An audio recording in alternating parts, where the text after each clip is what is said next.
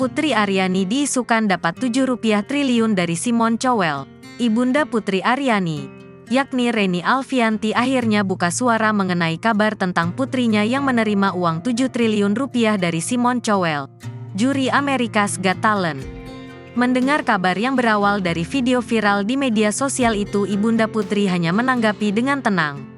Hal tersebut diungkap oleh Reni Alfianti dalam video bincang-bincang yang diunggah di YouTube The Hakim Story, Senin, tanggal 12 Juni tahun 2023. Dia aminin aja kan? Amin. Semua doa terbaik diaminin. Kalau kita tolak, karena rezeki dari Allah kita enggak ada yang tahu, kata Reni Alfianti. Meski demikian, Reni tak memungkiri bahwa adanya pendapatan dari royalti lagu-lagu ciptaan Putri yang dinyanyikan di atas panggung America's Got Talent. Hal tersebut terjadi lantaran sistem royalti pencipta lagu di luar negeri bekerja sangat baik.